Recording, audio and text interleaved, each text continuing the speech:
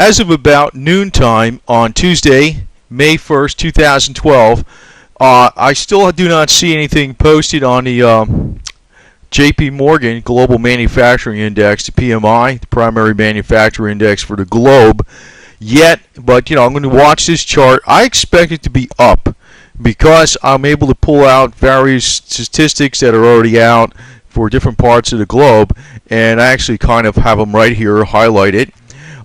For instance, the Royal Bank of Canada Manufacturing Purchase Index released on Tuesday, which is today, rose to 53.3 in April versus 52.4 in March.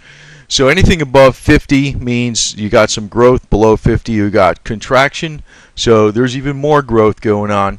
Now the reason we need to look at this is because it's bullish for the industrial metals, especially like the industrial precious metals. And silver has a dual hat. It's precious metal, a little like gold in some ways. And of course it's quite an industrial metal, but also platinum and palladium. So that should push these metals up. I want to actually go into a couple other things I think are my own twist on things, because I think, not to be a silver cheerleader, because like as I stated before, I actually shorted silver double short for a while because I thought it was going down, and I got out of my spot position and rebought back things when it got lower. Not a bad guess, but it didn't do it perfect, but still better than holding. So I am not going to lie and state silver's going up. Silver's going up. I think silver's going up for another reason. Besides these numbers right here point to indications that the economy's heating up, so that means silver's going to go up since it's an industrial metal. But there's some other indications out there I'm going to go over. So I'm going to give you a flat-out honest opinion about this, and I think I'm right. China also, the government, right? They released an index on 5/1/12, that's today, Tuesday, by the National Bureau of Statistics. That rose to 53.3 for April 2012 from 53.1. Now the index bottomed out to 49, their Chinese index, in November 2011. So you know what happened with silver basically the next month. It was at the low. Between the Chinese slowdown, the manufacturing slowdown, and the problems in Europe, that weighed in heavily on the metals.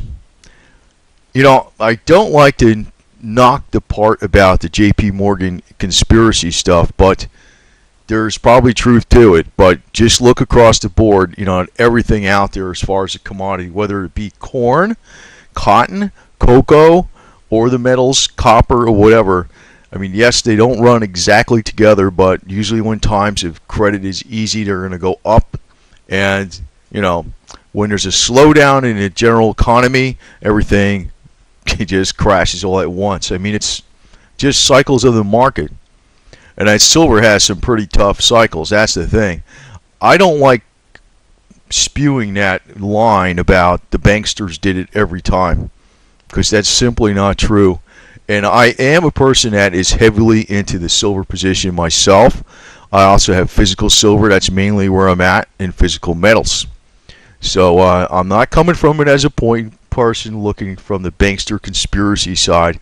And believe me, I understand the elite's mindset very well. And, I can actually comment a little bit more on some of what goes on in their heads. They don't have it so great, believe me. Anyway, the Chinese government's official report is more positive than HSBC's numbers, Hong Kong Shanghai Bank. They came out with other numbers. Now, this is something, I'm not going to just tout what Mark Farber says, but, I seem to agree with this. I know he's super good. He's got loads of money. But I seem to agree with what he says. I mean, whatever he says seems to make sense to me, that China's government reports are probably too rosy. I think he stated some things about that. I think he hinted to that. I think so, because it's the government, right? They got to, tell the people everything's great, or else they're not in power. So probably Chinese situation is not super good, but it's not bad either. And they are the biggest driver of commodity prices in the globe. They're probably taking in about 60% of the commodities out there in the globe. I believe that was roughly what they do. They are the biggest consumer of commodities. So a slowdown in China will greatly affect the price of copper, palladium, platinum, even gold, that type of stuff, even though gold is not a commodity per se. It's more like money, but still that affects silver big time. What happens in China? The UK primary manufacturing index dropped somewhat, but it's still positive. It's still over 50. So I think Europe's numbers are going to look bad. But remember, China's numbers are the most important. And also, the U.S. numbers look very strong also. They're very strong. Actually, the U.S. numbers look very good. It's preliminary. We're going to see what they are probably later today.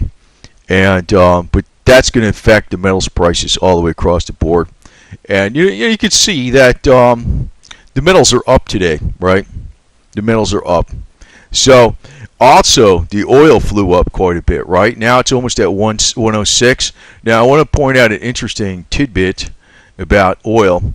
A lot of times, one thing that really oil really follows very closely. Yes, it does kind of follow gold and oil kind of go together. There's a pretty decent correlation. But one thing it really follows very tightly is the S&P 500. Now, this is the spider shares of the S&P 500. Basically follows the S&P 500, so it's a pretty good idea of the index. And you can look at what happened this morning. It flew up today. So that's normally what happens. And that's kind of like the laws of economics too. As industry keeps picking up, there's more and more demand on oil. Oil keeps going up, and then eventually it creates a problem for industry and everything contracts. That's kind of one thing I'm going to have to look at very carefully because it's going to affect the metals prices. Now, for now, it looks like oil is not high enough to cause any kind of major problems in the economy at all, even though it's pretty high. People are bitching about gasoline prices, I'm assuming. It's not high enough to kill off the economy, so not a problem right now. But I just want to point out this fact. You notice oil jumps up a lot. Usually there's a good correlation between these two things. And that's what I want to even get to with talking about people in the silver crowd. Don't get too focused in on silver. It's the whole economy, and a lot of things are all interrelated. For instance, here's palladium, right? Palladium's been going up very good since I guess April 5th, April 6th, around that time. It's actually done quite well. It was a low of about 630. Now it's sitting at around 679. So it moved up quite a bit. Palladium's doing quite well. Now, one thing I've noticed though is that now this is the silver chart on a weekly basis. It's still kind of decreasing. Well, one thing I noticed though, one metal like for instance with palladium and platinum, if you start seeing them increase, now palladium is a very high industrial use metal, 95%. That why it's increasing probably has to do with the manufacturing index is going up. There's more global production going on, especially like in China where they really eat up the metals. I've noticed that when it seems to be, like for instance in 2011, palladium and platinum kind of were not performing well, but silver was kept performing well, and then silver crashed. Well, it might be the opposite is true right now. Palladium is actually moving up very well because industry is actually demanding it, and we're going to start seeing silver following, and it's probably going to get ahead of palladium. But I'm going to watch all the metals and other factors because as to judge when I think of next peak of silver is here, so I could sell and possibly buy back lower.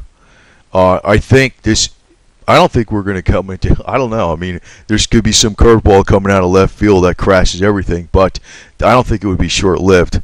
So I'm not in leverage and I won't panic. But I'm looking at these charts again. This is on a weekly basis.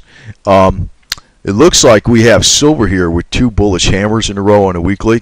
And I know a lot of times these technicals don't tell you a whole hell of a lot. Sometimes, I'm looking at bullish hammers. There was a bullish hammer back here and it declined further. But I think we're in for about the bottom of silver. And, looking at what's coming out with the primary manufacturing index, and silver's an industrial metal, it means globally things are heating up, the industry's heating up, there's going to be more demand on silver.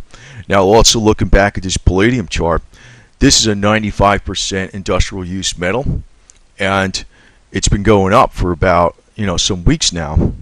So I think this is pretty preceding what's going to happen with silver. This is an indication of what's going to happen with silver, because it's not because of any special news. It's because the industry is picking up. It's not some special news event that said, you know, there's a shortage in palladium. It's because all the industries are picking up across the world, and that is going to affect silver very shortly. So you're going to start seeing these prices moving up. Now, I would expect the usual garbage, you know, it's going to go up to maybe, you know, the normal type of stuff like 34, 35, maybe have some sort of a correction period and stuff. But, you know, by this summer, we might see silver like well into the 40s, easily. That's what I'm thinking. And as things heat up, and more world events cause problems with banking downgrades, you're going to see gold heat up. And they're going to do the same old game. They are, you know, everything fundamentally that the silver bloggers and the silver pump and dumpers, I call them, and the silver clowns or whatever you call them, fundamentally, they're correct. They are correct fundamentally in basic principle. But they seem to lean very heavily to the conspiratorial side, which I agree with in some ways because the damn central banks are a big conspiracy. But they seem to also ignore a lot of market fundamentals and cycles of economics. So sometimes silver goes down because of economic contractions. It's not a conspiracy. You know, it's a matter of, it's a multitude of factors. But I'm going to state right now, I think silver is actually heading on its way up due to the primary manufacturing index. And also, you know, I'm going to also interject that I think just because palladium is up, it's a good judge as to you know, it's not just used in cars. It's actually a widely used industrial metal, and since it's 95% industrial use, this price index going up this much in the last few weeks tells me there's a lot of heavy demand from industry out there. And the Chinese situation looks pretty good, actually. It still looks pretty good, and they're a big consumer of silver. So expect it to go up. Expect it to go up. I'm going to tell you right now, I think price point in summer is going to be well into the 40s, and I would not sell at that point. I think that's too low. Like I stated, now if I get too big of a channel, I'm probably not going to blab this stuff out here too much. You know, if I start turning out, I'm going to wind up getting a lot of viewers, because if I turn out to be correct, it's information I should not be blabbing all over the place, and keep it to myself. But I just want to put this as a word to the wise, that the guys out there are putting out all kinds of silver talk and gold talk and all this garbage. They're talking back and forth like they all know what's going on. Either they're not telling you what's going on, and they know, or they don't know, and their whole game is just talking about the bullshit, basically. So I think I'm actually going to give you some good scoop for a while anyway. But anyway, it's I'll probably stay on here for a while though. Anyway, but I do expect to be pretty accurate in this year, and get the numbers fairly correct. So if you want to pay attention, fine. But keep your mouth shut. Don't tell everybody, because you know it's a game we're going to win, right?